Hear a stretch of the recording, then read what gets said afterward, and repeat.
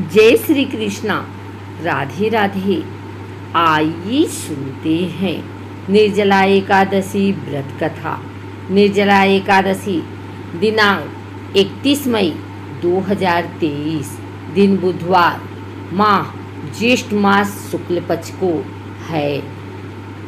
30 मई 2023 दोपहर 1:08 से शुरू हो रही है और निर्जला एकादशी समाप्त 31 मई 2023 दोपहर 1:46 पर।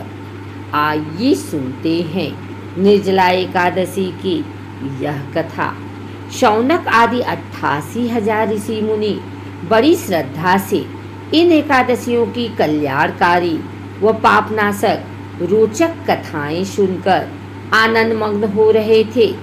अब सबने ज्येष्ठ माह के शुक्ल पक्ष की एकादशी की कथा सुनने की प्रार्थना की। तब सूत जी ने कहा, महर्षि व्यास से। एक बार भीमसेन ने कहा, हे पितामह, भ्राता युधिष्ठिर, माता कुंती, द्रौपदी, अर्जुन, नकुल और सहदेव आदि एकादशी के दिन व्रत करते हैं और मुझे भी एकादशी के दिन अन्न खाने को मना करते हैं। मैं उनसे कहता हूँ कि भाई, मैं भक्ति पूर्वक भगवान की पूजा कर सकता हूँ और दान दे सकता हूँ, किंतु मैं भूखा नहीं रह सकता। इस पर महर्षि व्यास ने कहा, हे भीमसेन, वे सही कहते हैं। शास्त्रों में वर्णित है कि एकादशी के दिन अन्न नहीं खाना चाहिए। यदि तुम नरक को बुरा और स्वर्ग को अच्छा समझते हो तो प्रत्येक माह की दोनों एकादशियों को दही खाया करो। महर्षि व्यास की बात सुन भीमसेन ने कहा, हे पितामह, मैं आपसे पहले ही कह चुका हूँ कि मैं एक दिन तो क्या, एक समय भी भोजन किए बिना नहीं रह सकता। फिर मेरे लिए पूरे दिन का उपवास करना क्या संभव है? मेरे पेट में अग्नि का वास है, जो ज़्यादा अन्न खाने पर ही शांत होती है। यदि मैं प्रयत्न करूं तो वर्ष में एक एकादशी का व्रत अवश्य कर सकता हूं। अतः आप मुझे कोई एक ऐसा व्रत बतलाइए जिसके करने से मुझे स्वर्ग की प्राप्ति हो सके। भीमसेन की बात सुन व्यास जी ने कहा, हे पुत्र, बड़े बड़े ऋषि और महर्षियों ने बहुत से शास्त्र आदि बनाए हैं। यदि कलयुग में मनुष्य उनका आचरण करे तो अवश्य ही मुक्ति को प्राप्त होता है। उनमें धन बहुत कम खर्च होता है। उनमें से जो पुराणों का सार है वह यह है कि मनुष्य को दोनों पक्षों की एकादशियों का व्रत करना चाहिए। इससे उन्हें स्वर्ग की प्राप्ति होती है। महर्षि व्यास ने कहा, हे वायुपुत्र, वृषभ संक्रांति और मिथुन संक्रांति के बीच में ज्येष्ठ माह की शुक्ल पक्ष की एकादशी आती है। उसका निर्जल व्रत करना चाहिए। इस एकादशी के व्रत में स्नान और आचमन करते समय यदि मुख में जल चला जाए तो इसका कोई दोष नहीं है, किंतु आचमन में 6 मासे जल से अधिक जल नहीं लेना चाहिए। इस आचमन से शरीर की शुद्धि हो जाती है। आचमन में 6 मासे से अधिक जल पाप के समान है। इस दिन भोजन नहीं करना चाहिए।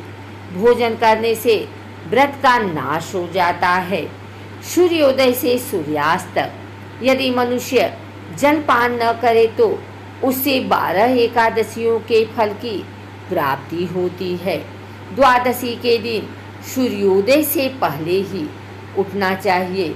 इसके पश्चात भूखे ब्राह्मण को भोजन कराना चाहिए। तत्पश्चात स्वयं भोजन करना चाहिए। हे भीमसेन, स्वयं भगवान ने मुझसे कहा था कि इस एकादशी का पुण्य सभी तीर्थों और दान के बराबर है। एक दिन निर्जला रहने से मनुष्य पापों से मुक्त हो जाता है। जो मनुष्य निर्जला एकादशी का व्रत करते हैं उन्हें मृत्यु के समय भयानक यमदूत नहीं दिखाई देते।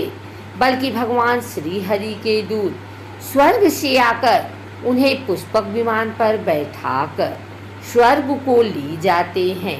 संसार में सबसे उत्तम निर्जला एकादशी का व्रत है। अतः यत्नपूर्वक इस एकादशी का निर्जल व्रत करना चाहिए। इस दिन ओम नमो भगवते वासुदेवाय इस मंत्र का उच्चारण करना चाहिए। इस दिन गौदान करना चाहिए। इस एकादशी को भीमसेनी या पांडव एकादशी भी कहते हैं। निर्जला व्रत करने से पहले भगवान का पूजन करना चाहिए और उनसे प्रार्थना करनी चाहिए कि हे प्रभु, आज मैं निर्जल व्रत करता हूँ। इसके दूसरे दिन भोजन करूँगा। मैं इस व्रत को श्रद्धापूर्वक करूँगा। मेरे सब पाप नष्ट हो जाएं। इस दिन जल से भरा हुआ घड़ा वस्त्र आदि से ढककर स्वर्ण सहित किसी सुपात्र को दान करना चाहिए। इस व्रत के अंतराल में जो मनुष्य स्नान तप आदि करते हैं उन्हें करोड़ फल स्वर्ण दान का फल प्राप्त होता है। जो मनुष्य इस दिन यज्ञ होम आदि करते हैं उसके फल का तो वर्णन भी नहीं किया जा सकता। इस निर्जला एकादशी के व्रत के पुण्य से मनुष्य विष्णु लोक को जाता है। जो मनुष्य इस दिन अन्न खाते हैं उनको चांडाल समझना चाहिए। वे अंत में नरक में जाते हैं। ब्रह्म रक्त बहाव करने वाले, मांस खाने वाले, चोरी करने वाले, गुरु से ईर्ष्या करने वाले, झूठ बोलने वाले भी इस व्रत को करने से स्वर्ग के भागी बन जाते हैं। हे अर्जुन, जो पुरुष या स्त्री इस व्रत को श्रद्धापूर्वक करते हैं उनके निम्नलिखित कर्म हैं। उन्हें सर्वप्रथम विष्णु भगवान का पूजन करना चाहिए। तदुपरांत गौदान करना चाहिए। इस दिन ब्राह्मणों को दक्षिणा देनी चाहिए। निर्जला के दिन अन्न, वस्त्र, छत्र आदि का दान करना चाहिए। जो मनुष्य इस कथा को प्रेम पूर्वक श्रवण करते हैं तथा पठन करते हैं वे भी स्वर्ग के अधिकारी हो जाते हैं। अपनी कमजोरियों को अपने गुरुजनों व परिवारजनों के बड़ों से कदापि नहीं छुपाना चाहिए। उन पर विश्वास रखते हुए भक्त को चाहिए कि वह अपना कष्ट उन्हें बताएं ताकि वे उसका कोई उचित उपाय कर सकें। उपाय पर श्रद्धा और विश्वास पूर्वक अमल करना चाहिए।